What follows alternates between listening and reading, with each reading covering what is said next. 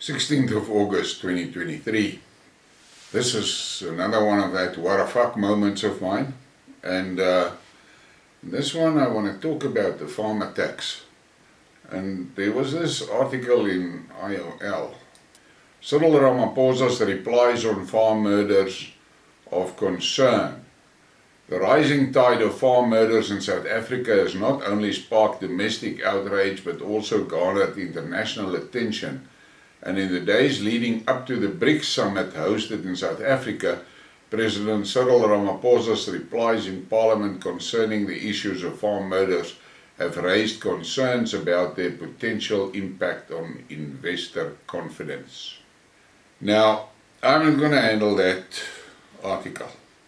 There's too many tweets and posts and things about it, and there's a lot of things being said about it and so forth. What I want to ask today is, do people really understand what the hell is going on with food production worldwide? Take America. The biggest landowner in America today, commercial farming land, is Bill Gates. You must ask yourself why. You've got a situation in America that the small and family farmers are being driven off their land by regulations and terrorist attacks from administrative officials. They're making it almost impossible for the small guys to survive. That is what's happening in America. Same thing is happening in Europe. We saw the lengths they went to in the Netherlands to get rid of the small independent producers. Same thing is happening in England. Same thing is happening actually in South Africa. And now you may be sitting up straight if I say that. I want you to take the following facts into consideration. Take note, facts. We know that this ANC mafia gang that is in control of the government of South Africa is solidly in the pockets of XXX. We know that. But there is something sinister going on. In our country over the past, I would say around about a decade, maybe 15 years, a new phenomenon started in the farming community, and it's this so-called mega farmers. Now these mega farmers are sucking in as much agricultural property as they can. They suck it in, and some of them are huge. So in an area, in a district, or where there was, say for instance, 40 farms, this mega farm has slowly but surely absorbed the neighboring farmlands, either by purchase or by rental agreement. But the bottom line is this mega farm has got it under their control. And of the 40, there's now maybe 10, of which one is a mega farmer. And the pressure on that 10 is every day there, because these mega farmers want those lands. Now we get to the farmer tax. What normally happens after a farm attack? Either the farmer is dead and the land is up for sale, and I have had discussions with people that works in the environment, says many of these sales are basically pre-concluded prior to the auction, and it's the mega farmers that are buying these lands. Or the guys survive the attack, but they decide they don't want to stay on the farm anymore, and they move to the town, and the mega farmers rent that property. Now, why am I talking about? These mega farmers are also solidly entrenched in their support for the organized agricultural unions and things. Now, these unions are working in close collaboration with the government. A XXX-owned government, and these unions, do we have any guarantees that they're not financed by the same cabal? Do we have that guarantees? Let me ask you this question. We got threatened by America with the AGOA agreement, and the DA shot off to Washington, up to New York, with the speed of light, to so-called save AGOA. But they went with a fucking bucket of Vaseline with them. My question was, at the same time when they were there in America, on their hands and knees, pleading for AGOA, the conference was going on in St. Petersburg of the BRICS countries. Why was there no representatives from the DA in St. Petersburg? Why was there no representatives of organized farming there? I'll tell you why. Because they're looking out for the benefits of XXX. And XXX is 100% against BRICS, because they see the threat that BRICS holds for their death grip they had on the world. They understand it. They're not stupid. But now come back to South Africa, with the smaller and independent family farms and things disappearing, and the mega farmers growing.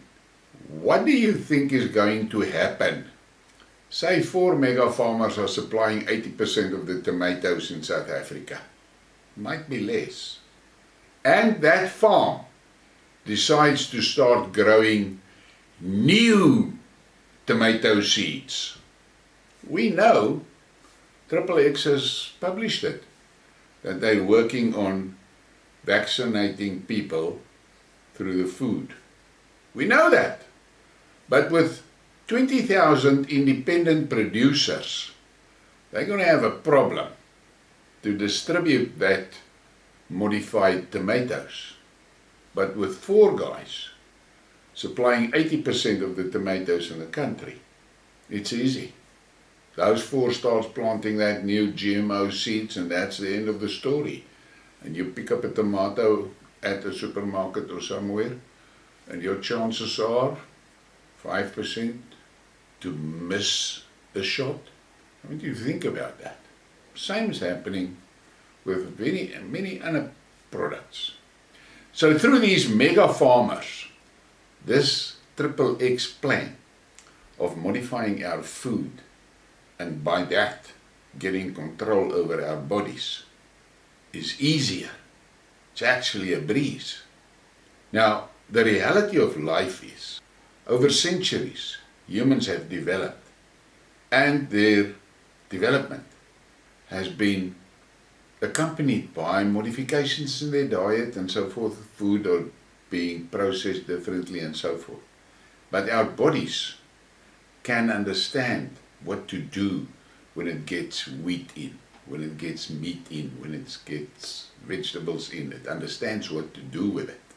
And now all of a sudden, you feed my body with some fucking GMO product, modified by some clever scientist somewhere that thought it was a fucking good plan to change the genetics of that tomato. And I eat that tomato and my body says, "Yep, what the fuck is this? I don't know what to do with this." Okay, let's make it fat and pump it into your body as fat. Store it until we figure out what to do with it. And that is how XXX will get us all.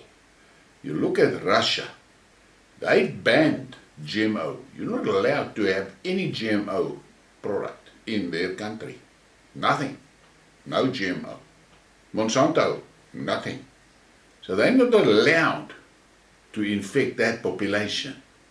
Plus, the Russians are extremely alert in promoting self-growing people, promoting small growers, promoting diversity in their farming, small, medium, large, big commercial farms. All of that is there. The Russians are looking after that. They are keeping that intact and protect as much as possible. China. China builds a railway line into a far-flung, out in the Boondu Sticks province. Why? To allow those small farmers there to get their produce out. Not to go and consolidate all those small farmers into a mega farm. No. They're heavy onto the small producers. I looked at a video yesterday where this guy, a Chinese farmer, is growing cotton. And it's him and his wife and 2 laborers on that piece of cotton that he runs. And he maintains the fertilizing and insect control on his piece of land with a drone. The drone will fly the land, and if it sees plants that is starving for nutrition, it gives nutrition just to those plants. If it finds a spot with insect infestation, it only sprays that spot, not the whole place. That is what the Chinese is doing. That is what the Russians are doing, protecting the small independent growers, because they know by having millions of small growers, XXX can't get their hands on those produce. And that is what is happening here in South Africa. The mega farms are expanding, because you go to any one of these agricultural parties that they have where the clever guys are talking, and they're always talking about farming of scale, farming of scale. That's all they talk about, farming of scale.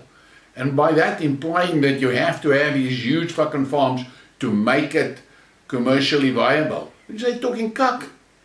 The fact of the matter is, the farmer, that single farmer that starts that mega farming operation, he's got the skills and the vision and the experience, and he builds this thing up. And he grows, his experience and abilities grows as that farm grows. Now that is a moorse big farm.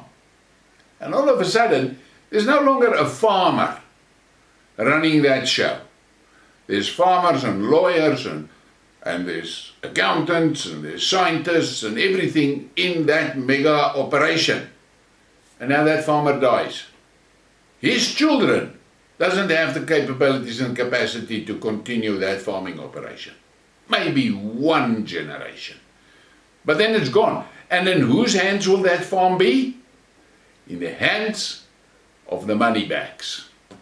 And gone is that farmer that had that farm and built that farm out of his passion for being a farmer.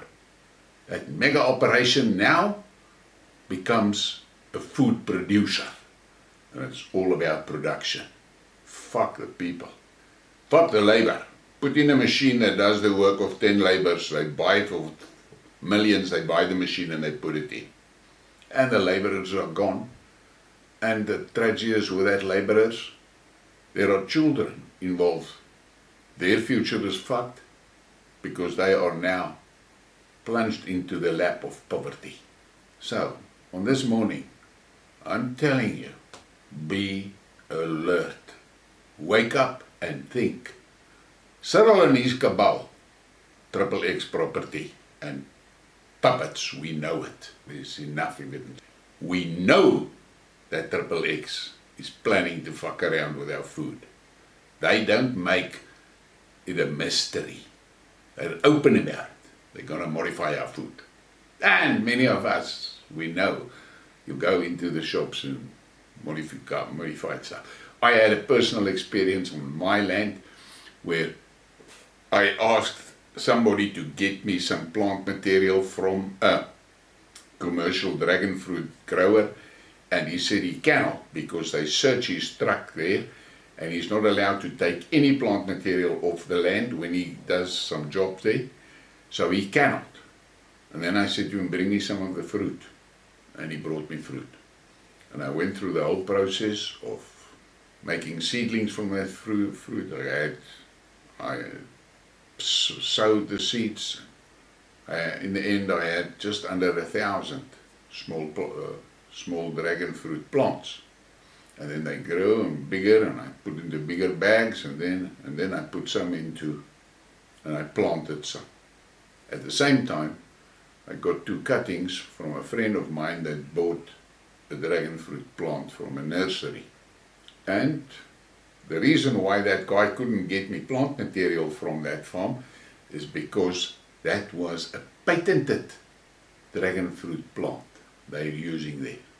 In other words, GMO.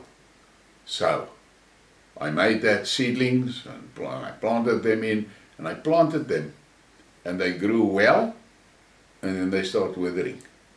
The cuttings that I got from that other, from the nursery, grew up, and this year I harvested 27 dragon fruits from that plant, planted in a pot. All the ones that I planted in the soil, none of them grew. Some of them got up to about 1 meter high, and then they just wither and die, or just turn yellow and stand, and that's it. So it's the same thing with the GMO millies that they're planting. You can't use that seed. You have to go and buy fresh seed every season. So I had first-hand experience of what the fuck happens when you try and produce a GMO plant. Reproduce it. You can't. It doesn't work. Now think about the following scenario. Say, for instance, which is quite possible, South Africa collapses in totality, and all of a sudden the GMO seeds can't be brought into the country anymore. What the fuck's going to happen with our food? Because the heirloom farmers, they're gone. Think about that. Russia thought about it. China thought about it. That's why they don't allow that shit in their countries. But think about these things. We're sitting with this XXX controlled puppet government. We've got this farmers associations pushing farming of scale. Mega farmers are exploding. Small farmers disappearing. Something in there doesn't sound so lekker. And back to the St. Petersburg meeting, none of the farmers' unions were there trying to exploit the opportunities that the millions and millions, more than 60% of the world's population is in the BRICS bloc. That market has got a lot of opportunities. There's very few South African farmers that are actually active in that market. Ask yourself why. You must ask yourself why. I'm going to say, in my opinion, the farmers are being cleverly herded into a corral, and then they're going to go through, I don't know what the English word is, they drukgang, and into the dip and out on the other side, and they will produce what the masters tell them to. Think about that. Please give me a like and a subscribe and share the thing. Thank you for your support.